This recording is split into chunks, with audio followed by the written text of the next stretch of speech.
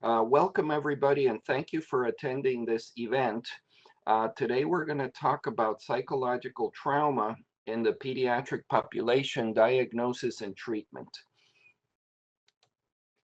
As you are all aware, we have been witnessing many school shootings which have alarmed most of us, and in recent years, the number of mass public shootings has increased substantially. And so when we look at the statistics, a mass shooting occurred roughly once every 200 days between 1982 and 2011. But then the rate accelerated to one every 64 days. So the average for the period of the 2011-2015 was about 5 a year, which is quite alarming. Most of the school shootings have been done by people wielding AR-15 assault rifles. This is a modernized version of the M16 machine gun that was used by the GIs in Vietnam, and it's available for sale to people who are not in the military. In 1997, it was estimated that approximately 44 million gun owners in the United States had multiple firearms. Now that number has increased from 44 million to 310 million. And out of all of these people, 110 million owned at least one rifle.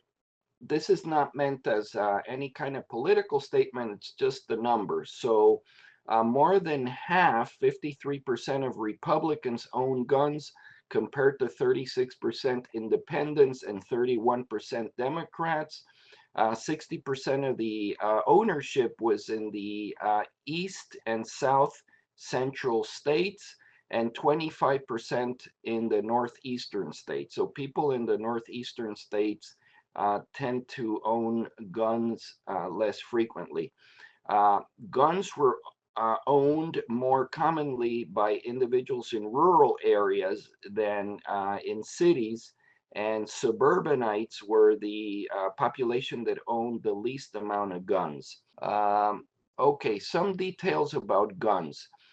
This is the most common gun owned by Americans. This is the Smith and Wesson Model 38, which is a modern modification that has a plastic place to hold it, whereas before it was made out of wood. And this is usually the gun that people choose to have at home to protect themselves. So gun dealers in the United States are prohibited from selling handguns to people under 21, and long guns to those under 18. Among juveniles, people who are incarcerated and are underage, minors under the age of 16, 17, or 18 serving in correctional facilities own guns. 86% of them had owned a gun, and 66% had acquired a gun by the age of 14. So as you can see, gun ownership is becoming more and more common among the young. So let's look at the law and firearms. Only 60 to 70% of firearms sales in the United States are transacted through licensed stores.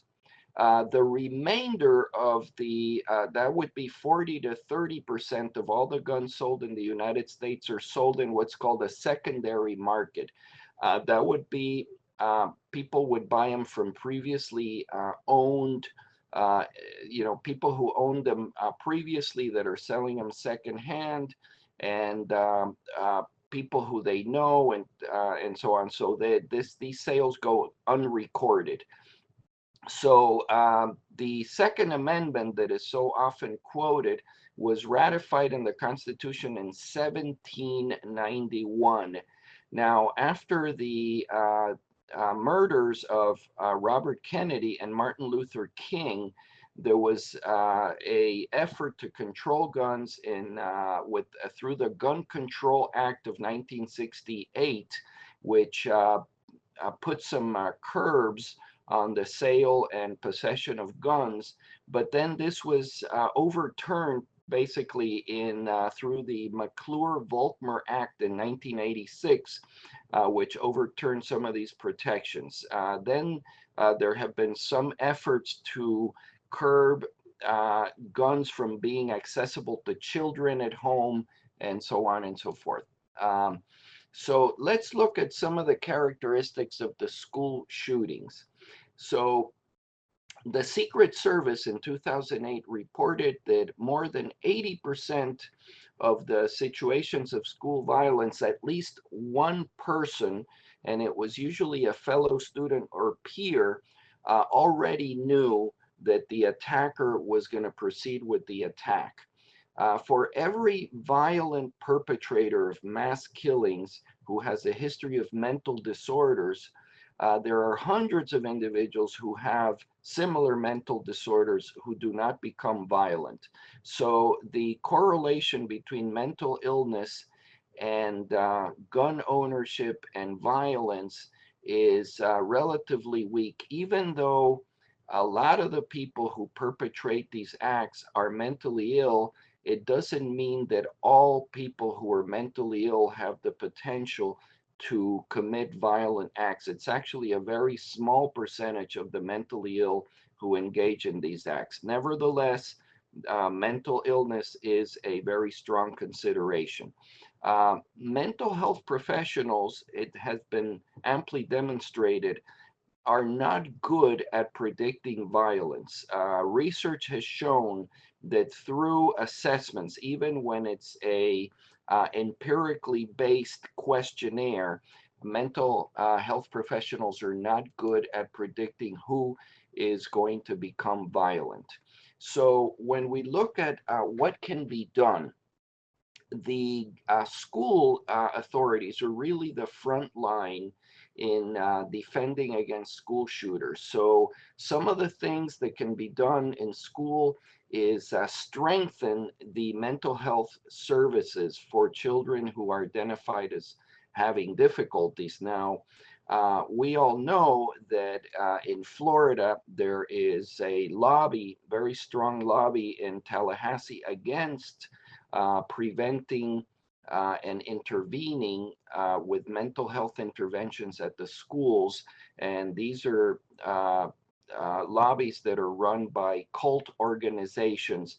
However, research demonstrates time and again that the place to intervene preventively is at school by strengthening the mental health services at school.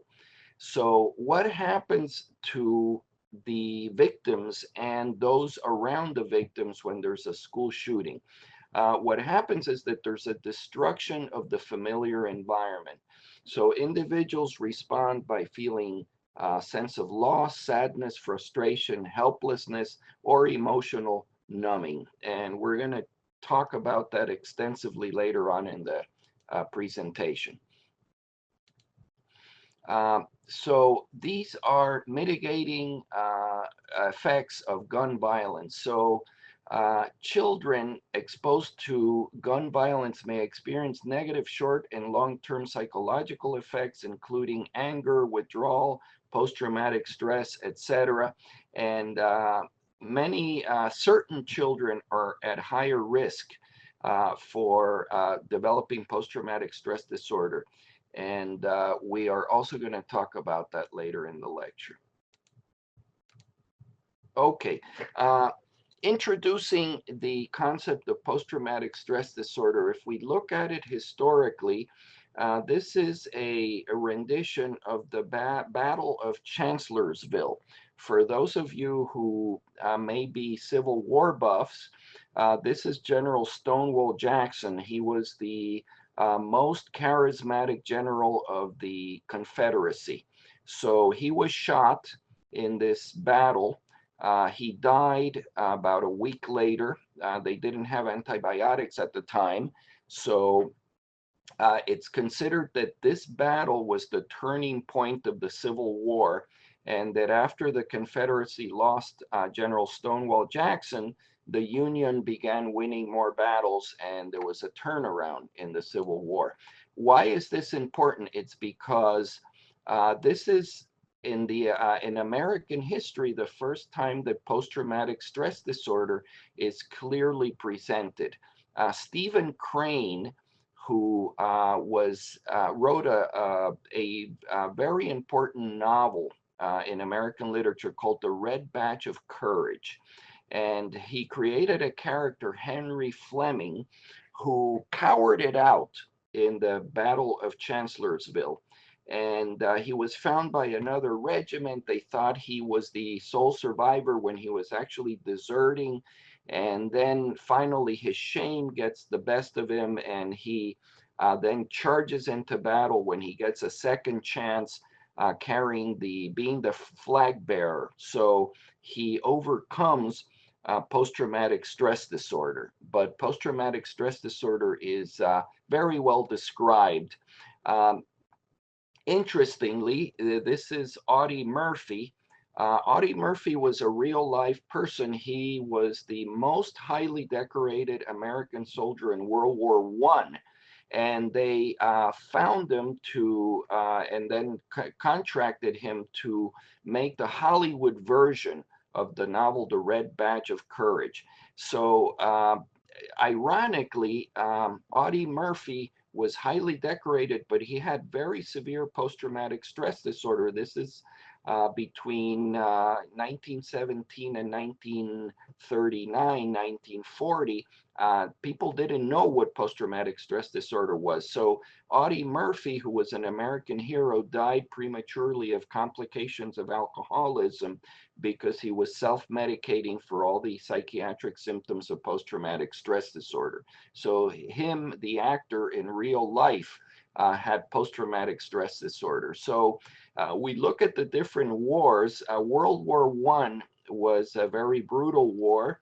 You remember from the history books, it was fought in trenches.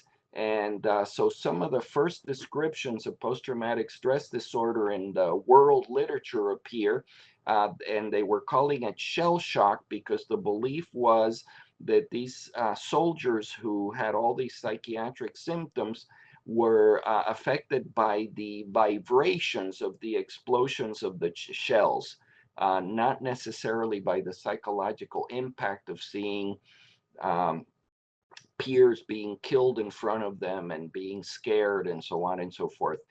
For those of you who saw the movie Patton, there's the very real rendition of this episode where Patton went into the infirmary and slapped a soldier who was suffering from post-traumatic stress disorder and called him a coward and so on and so forth. And that shows you how little understanding there was about post-traumatic stress disorder. So it wasn't until 1968 that, in 1968, without an explanation, the gross stress reaction, which is what was called later on the post-traumatic stress disorder, was deleted. But as you can see, it appears again amply after the Vietnam War. So after the Tet Offensive in 1968, the Vietnam War, which was a particularly traumatizing war because it was a guerrilla warfare where the individual didn't know where the enemy was coming from, generated so much post-traumatic stress disorder that there was a lot of impetus in studying this condition. One of the pioneers was Hans Selye. He was a Hungarian immigrant at the University of Chicago, and he was the first one to describe the hypothalamic pituitary adrenal axis involvement, where the entire system goes into an alarm state and the individual gets affected because of the increased stress response. So let's look at how the idea of post-traumatic stress disorder evolved and how it got refined into the current diagnosis that exists today. So this is Lenore Terr at the University of San Francisco started studying children that were traumatized in California. And she started dividing it into type 1 single event. So these people were exposed to only one traumatic event, and type 2, which was ongoing, long duration, multiple trauma. Of course, that one has a worse prognosis. And then finally, in the DSM-3, the post-traumatic stress disorder diagnosis begins to appear more clearly with 5 set of criteria. There has to be an exposure to an actual danger, death, serious injury, sexual violence in one of the following ways: either directly experiencing the event, witnessing the event, or learning from about the event from family members or close ones, and also repeated exposure to aversive details of the traumatic event. So children, witnessing, being left in front of the television after 9/11, witnessing the towers being blown up time and again, that can actually cause post-traumatic stress disorder. These are children's renditions of 9/11, and here you see the firemen who are crying and so on and so forth. So children really resonate with the emotions that have to do with trauma. And so one of the 5 characteristics of post-traumatic stress is the intrusive symptoms. So even when the person tries to shut out the memories penetrate conscious awareness in the forms of flashbacks, also things that are external cues, like for example, if somebody's lost a family member in a car accident, screeching tires can create a adrenergic response that can be very dramatic and that sort of thing. And also when we're sleeping, we don't escape post-traumatic stress disorder because people with trauma have recurrent traumatic dreams or nightmares about the event. So the other group of symptoms is the avoidance of the stimulation that is related to the event. Anything that brings disturbing memories. If you have somebody that you know that drowned in a pool when you were a little kid, you then all of a sudden develop a phobia of pools. You never learn how to swim. You stay away from things that can be very traumatizing, that remind you of the trauma. These are photos of the 1994 Guantanamo, Cuba refugee crisis. If you recall, 27,000 Cuban refugees left the island after the collapse of the Soviet Union, which stopped the subsidies to the island, and the Cuban government, in order to release tension and prevent a civil war, opened the borders, and 27,000 people took to sea. There were 2,500 children. I was working in the camps. I got a leave of absence from the University of Miami, where I was at the time, and worked in the camps. And so we did some research with these children. We did research inside the camps and after they arrived in Miami. So this is one of the papers that we published. This is after the children arrived in Miami. They were sponsored by the Catholic Church to these transitional schools in order to learn English rapidly and be able to integrate into the public school system. So this is what we found. 60% had moderate to severe PTSD in standardized questionnaires. And these are the symptoms that they had: avoidance, regressive behavior, things like the kid had already been toilet trained and then they started soiling again, re-experiencing somatic symptoms. I don't want to go to school because I'm sick, because I want to vomit, because I whatever, and hyperarousal. And most of the children answered this question affirmatively. The refugee experience affected most of the peers my age. So you see how in children are more vulnerable oftentimes than adults because their personality, their character is still developing, and also their brain architecture is still developing. So these are more symptoms, negative alterations of cognition and mood associated with the event. One of the things that happens with people who have been traumatized is that they have amnesias, selective amnesias of certain parts of the event. They can't remember portions of what happened. They also become very pessimistic. They have distorted cognitions. Like, for example, children often blame themselves. It must have been my fault that my mother got killed, etc. And it leaves a lot of these traumatized people with a negative emotional state. In other words, in a state of permanent depression. Many Vietnam veterans that returned with post-traumatic stress disorder ended up with very severe substance abuse problems because they were self-medicating the negative emotional states with alcohol and other drugs. Also, diminished participation in significant activities.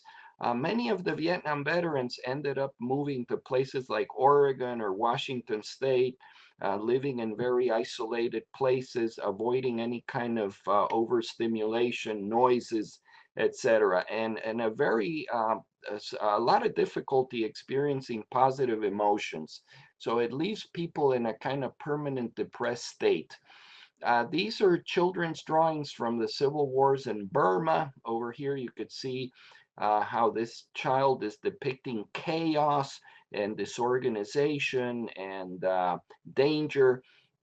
And this is from Syria most recently, where you know that there's bombings and there's a very bloody civil war, and the child is depicting dismembered individuals and child victims and so on, very dramatic.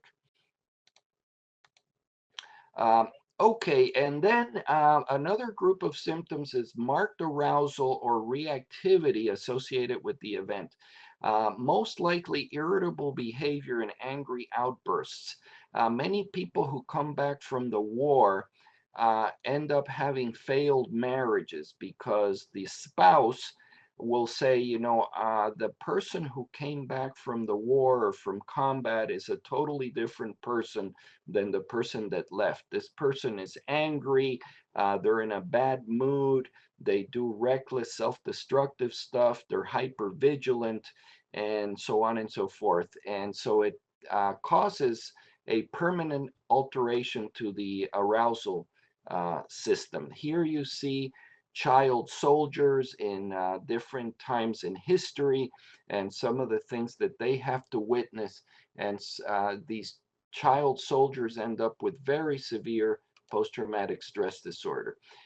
Now, what we have is a new classification. We have PTSD with dissociative symptoms. So you have the brain defensively distancing itself from situations by depersonalizing the situation, feeling detached from oneself. So people who've been severely traumatized often report that they feel as if they're not really in their own bodies, almost like a sense of unreality, like time is moving slowly and as if they were witnessing themselves doing things but not really feeling integrated with themselves. And then the other symptom is derealization, which is a sense of unreality of one's surroundings. The surroundings seem unreal, as if the person's in a dream, distorted, and you can see how with these symptoms, the brain is defensively trying to distance itself because it's almost like having a car motor being overcharged and kind of like burning itself out. So the brain is distancing itself to prevent that. And then you have post-traumatic stress disorder with delayed expression. When Hurricane Andrew hit South Florida in 1992, we did a study in Homestead, and one of the things that we found was that the symptoms of post-traumatic stress disorder appeared about 6 to 8 months after the hurricane. And the reason for that was that the first 6 months, people were just trying to survive. They were trying to find a place to sleep. They were trying to, I guess, recover the personal possessions that they had lost, getting back electricity, etc. And then finally, when everything was settled, is when the post-traumatic stress disorder really hit them. Uh, Acute stress disorder is the same as PTSD, but it goes away after 1 month. So if the trauma doesn't affect the person too severely, it is possible that a milder form of these symptoms might endure for a short time and then go away. These are some pictures of the Haiti earthquake, so you can imagine this is the kid who was buried underground for 13 days in the rubble, and they were feeding him through a tube and so on. And this is the moment where I guess firemen from New York City were finally able to rescue him. Then, adjustment disorders are also a form of post-traumatic stress disorder, which is milder, and this goes away after 6 months. So you have acute stress reaction if it goes away after a month, adjustment disorders if it goes away after 6 months. And adjustment disorder can present in different ways. It could present with depressed mood, with anxiety, with a mixed picture. In children, it can present with disturbances in conduct.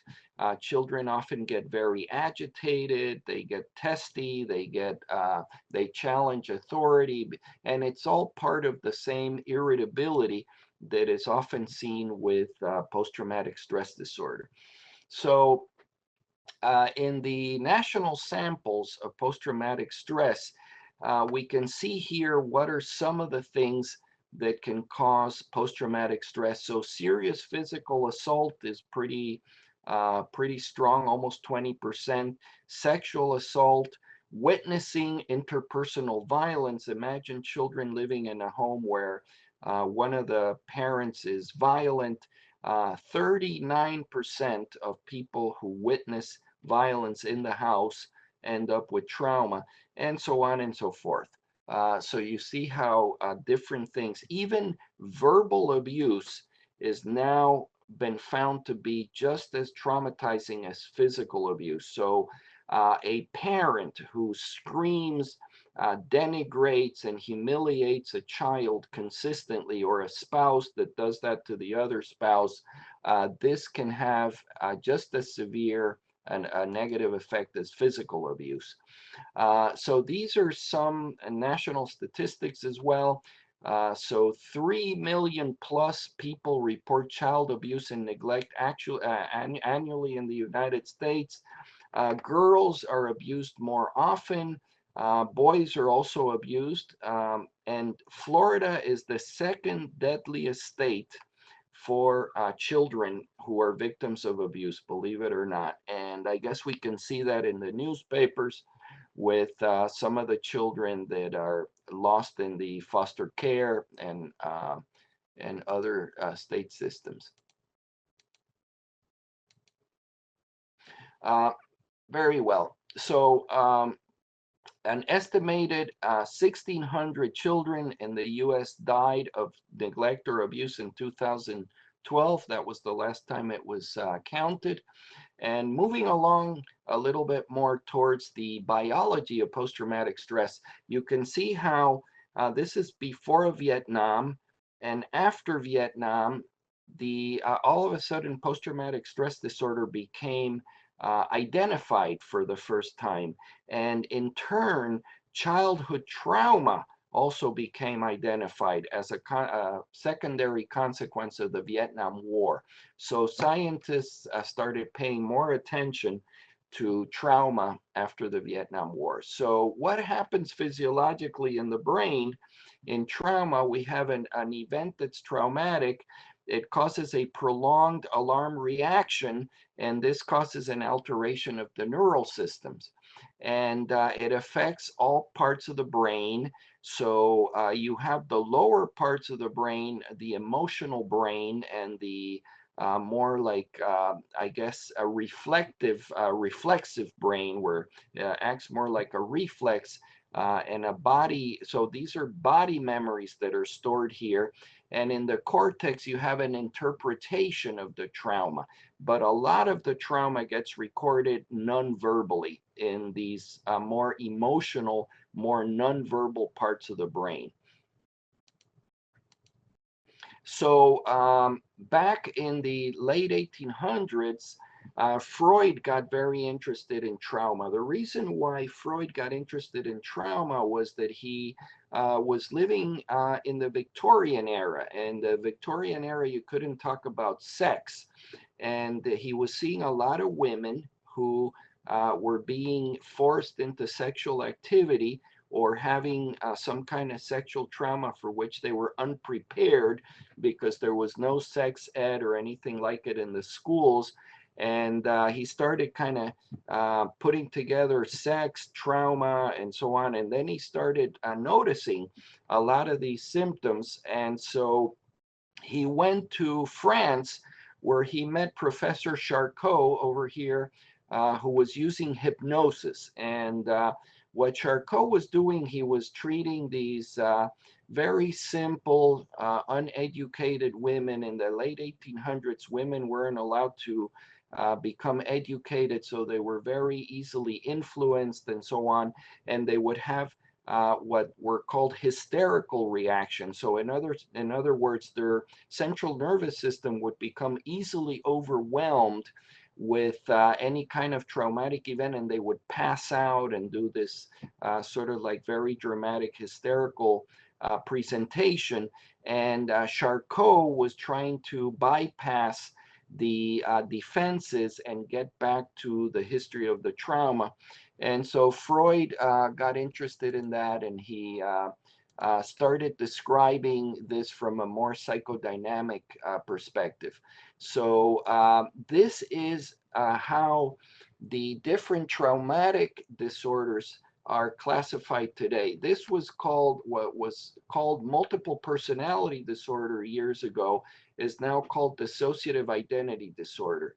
Then there's dissociative amnesia, and the depersonalization and derealization disorder. So what are these, and what causes this?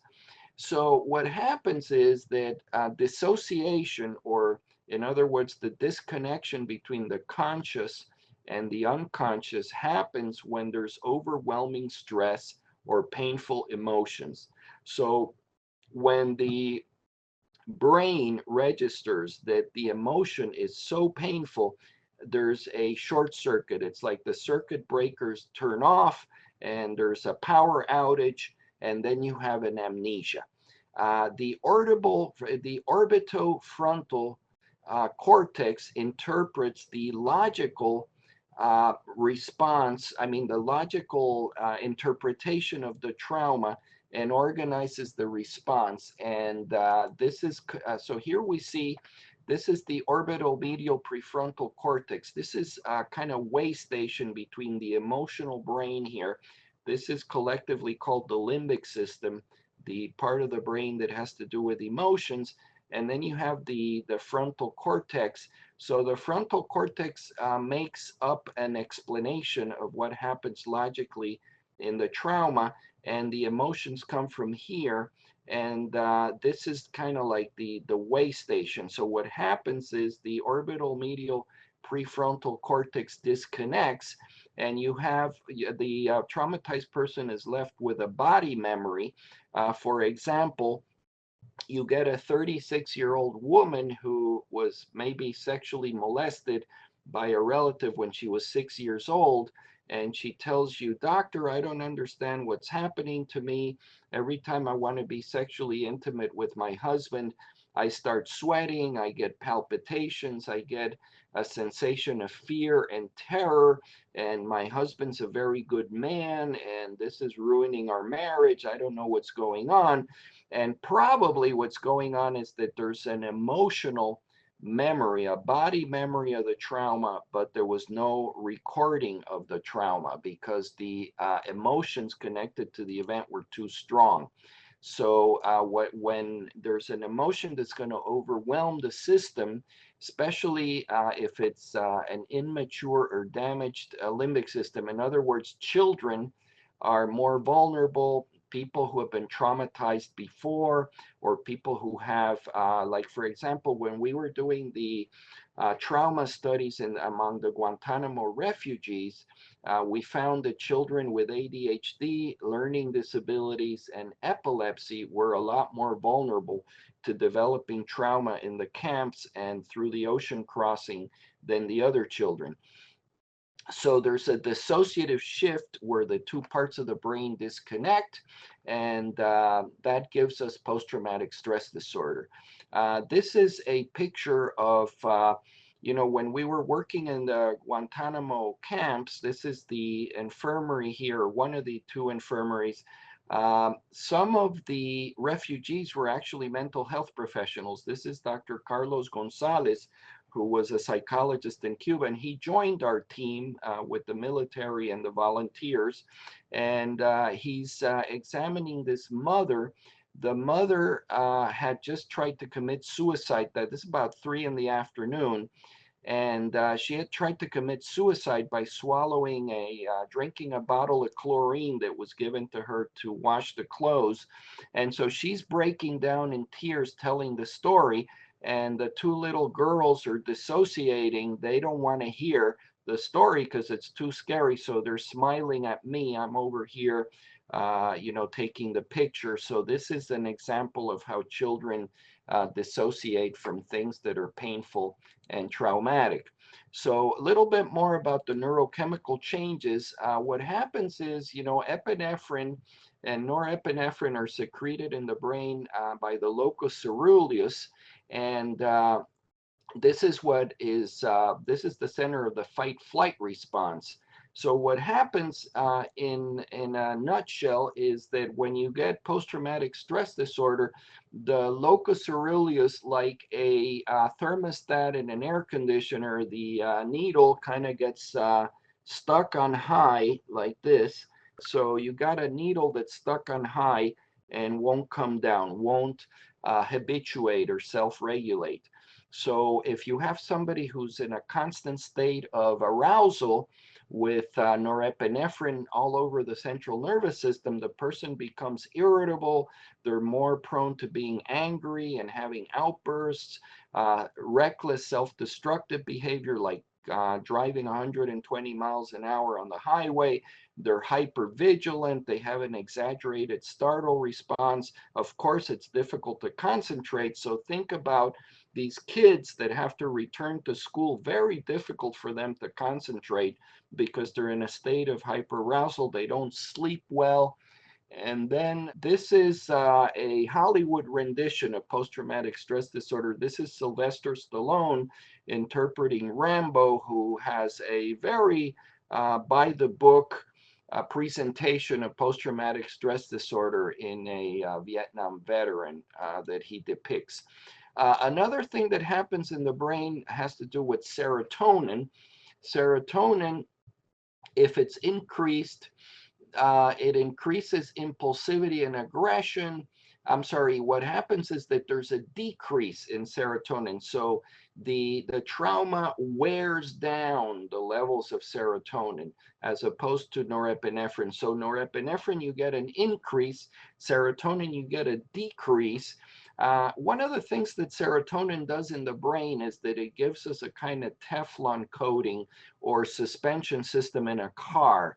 So if you go to the post office and the guy in the post office says something nasty, If you have enough serotonin, you brush it off and you say, well, you know, this is really not personal. The guy's probably frustrated because he's not making a very good salary or blah, blah, blah. But if you don't have enough serotonin, you spend the entire day obsessing that you should have said something clever to put him down and defend yourself, etc. So people who have decreased serotonin, they have irritability. They become obsessive. They start obsessing. So things like obsessive negative preoccupations, the person starts getting these negative repetitive thoughts that just torture you. I should have done this. I should have done that. I didn't do this. I didn't do that. And that's because of the low serotonin. Now remember, premenstrual syndrome is due to decreased serotonin. When the estrogen goes up 5 days before menstruation in women, serotonin levels go down.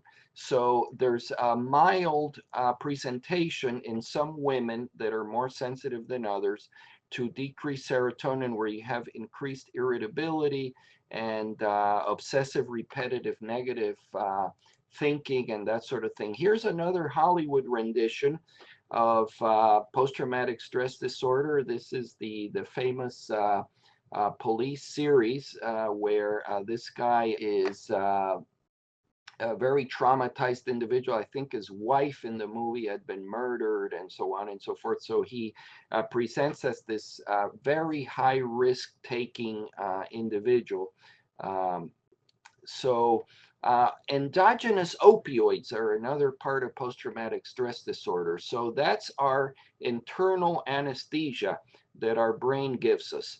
So what happens is, too much trauma, we get a release of endogenous opioids and we become numb to the pain. And so people like who have been exposed to enormous amounts of trauma, something like the Holocaust or any kind of torture or concentration camps, they end up becoming very numb. They go around the world sort of not feeling anything. So that's another response. Um, so you're probably familiar with the human stress response concept of allostasis.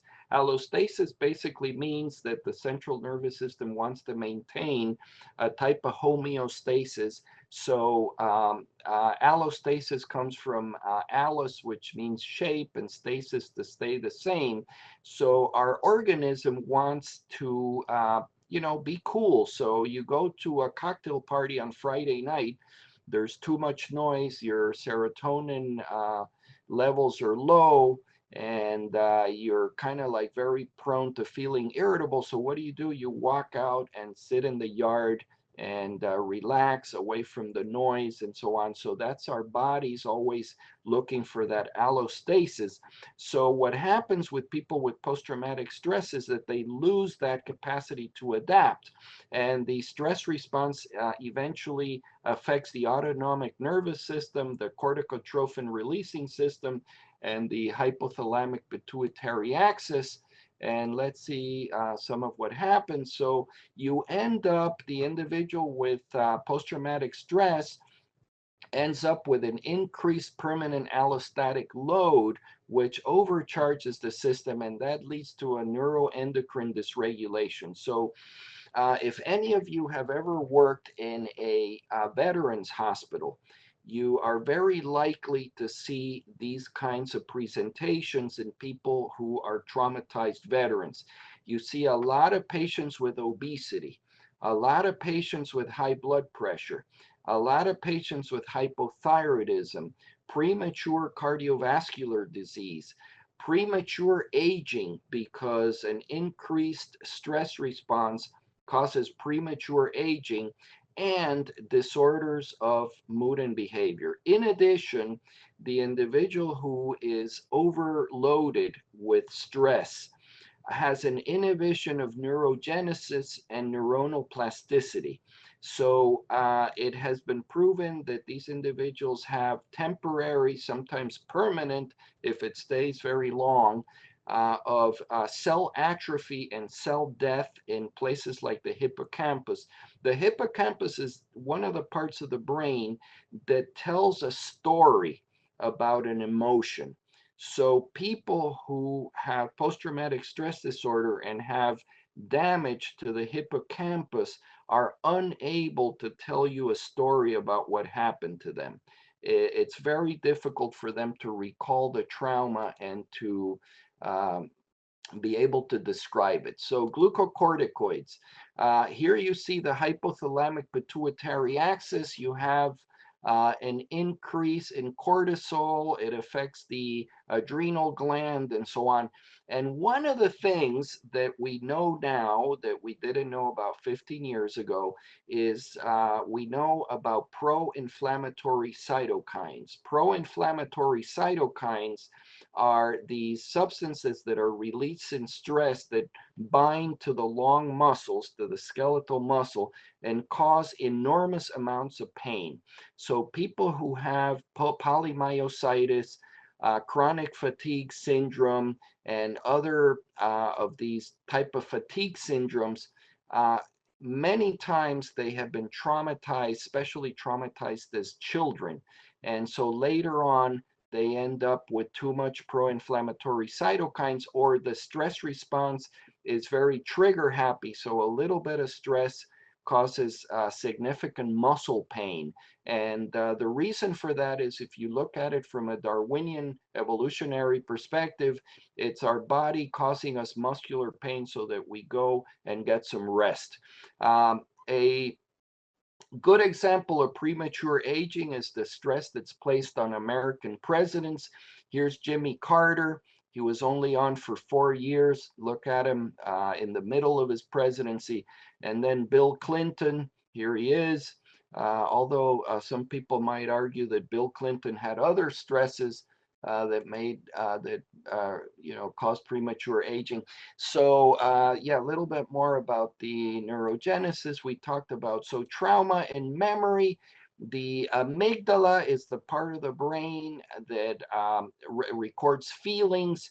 And so then we have the hippocampus. It tells the story about the feelings. So what happens is the trauma can damage the cells in the hippocampus. It could cause a disconnection between the feeling and the narrative of the feeling. And so many traumatized people cannot tell the story of what was the event. So what happens in talking therapy and psychotherapy is that many times the individual is trying to create a story about a body memory that didn't get recorded with a story.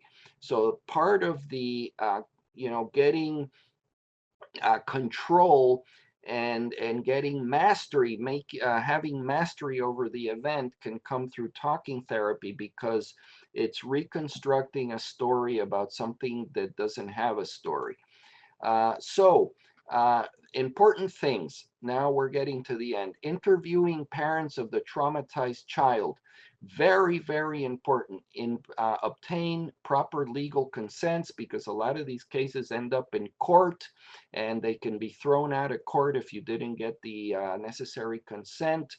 Try to get family history about marital discord and other forms of abuse at home, etc. This is all kind of like very logical. Parents' account of the trauma, treatment after the child was traumatized, and so on. Try to interview the child separately from the parents, because many times if you interview the child in front of the parents, the child may be intimidated and won't tell you the whole story. So have the child recall as much of the trauma as possible without prompting. So that is often difficult, because children sometimes have to be prompted because they don't give you a full narrative. You have to ask them specific questions. So you have to be very careful not to be too leading. Now, pediatricians and other health professionals, most importantly, what you need to do is know how to identify trauma, and then refer to the appropriate mental health professional. You don't have to get into all this, but some of these preliminary questions are important so that you can identify the trauma. So let's see what else. Children younger than 7 sometimes have a lot of trouble communicating the event. They don't have a very good conception of time. So with children younger than 7, drawing oftentimes helps. If you give them a piece of paper and crayons, maybe they usually can depict the trauma in a drawing, and it's easier for them than to create a narrative.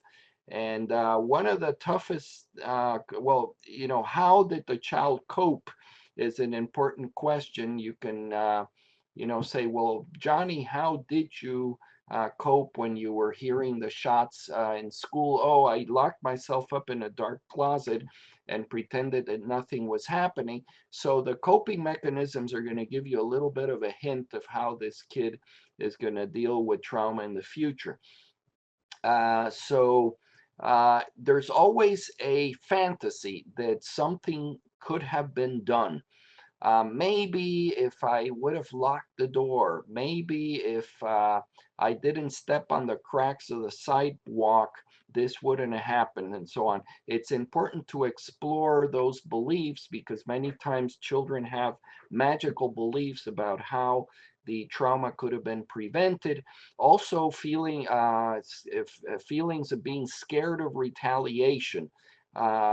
This guy, with the gun, he's going to come back and break into my house and so on. And then nobody's in jail already. No, but, I feel like he's going to.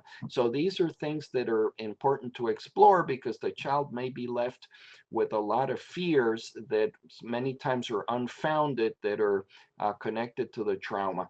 And very important to inquire about previous traumas because previous traumas aggregate and they make trauma worse. So the most important thing for health professionals when you're faced with a traumatized adult or child is to document. Remember, as I said before, a lot of these cases go to court and the attorneys are going to grill you. So beware, document as much as you can.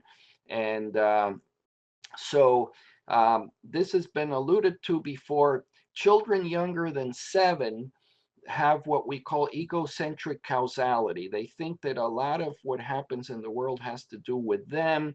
So if their peer got killed, they think that they could have done something to prevent it. Somehow it was their fault, and so on. And untreated children who do not their needs do not get attended and they don't receive treatment for this trauma. They end up having deficits of self-regulation. They can become, I guess, thrill-seeking or irritable and most likely depressed and with symptoms of post-traumatic stress disorder. So a little bit about treatment before we end. Cognitive behavioral therapy has been proven effective, the most effective of the talking therapies. So the way that cognitive behavior therapy works is that human beings function with little scripts. I remember when I was an adolescent, there was a script which is, by then, people still smoked and it was cool to smoke cigarettes. So if I have a cup of coffee, I have to light a cigarette. So how do you try to stop smoking? Well, one of the ways is cutting that connection between the flavor of the coffee and the cigarette or vice versa. So every time I hear tires screeching, I go into hyperarousal because my brother was run over by a car in front of me, and this really gets me. So what cognitive behavioral therapy does is it deconstructs the connection of the tire screeching with the physiological response, and in that way the person can eventually, hopefully, hear tires screeching and not have the type of response that can be very impairing. Play therapy is a way of getting at the trauma with younger children because it facilitates expression, and it helps gain mastery over the experience in some ways. Psychodynamic therapy is how do I feel about this? What is, what am I thinking unconsciously that I'm not aware of? What am I associating with this? So you bring the unconscious to the conscious, and that helps as well. Psychological debriefing has been found to be actually a negative thing. So going and having a town hall meeting and talking about the trauma right after it occurred can actually be re-traumatizing. So this is not recommended anymore. And pharmacotherapy, think about the symptoms and the physiology. So clonidine, which is alpha adrenergic blocker, it decreases hyperarousal. It allows people to sleep. This is very helpful. It kind of works like a hot jacuzzi, does the same thing as a hot jacuzzi. It causes vasodilation, muscle relaxation. Sorry, so the person who's in a hyperarousal state is able to sleep and relax. It's usually out of the body by the next morning. The side effect is hypotension, but the person's going to be horizontal, sleeping anyway. Propanolol is similar for aggression, irritability, and it can be taken during the day. The serotonin reuptake inhibitors increase serotonin.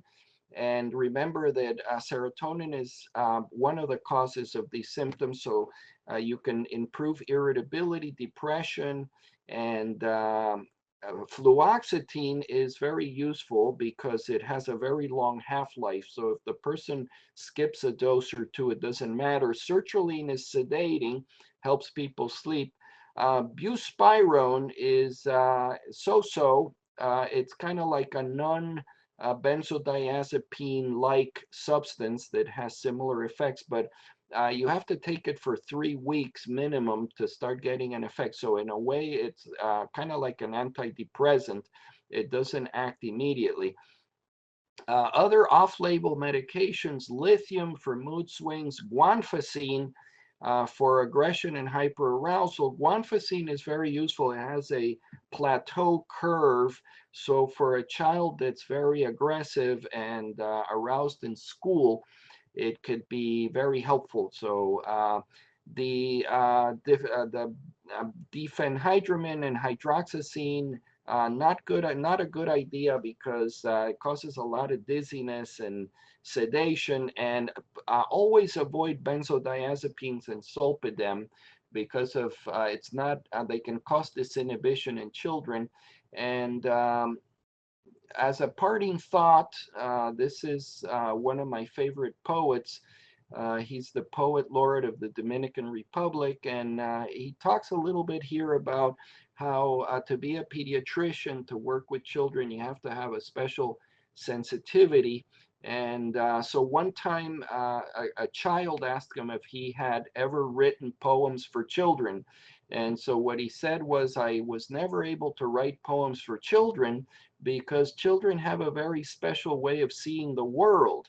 And when we become adults, we lose the capacity to see the world through the eyes of a child.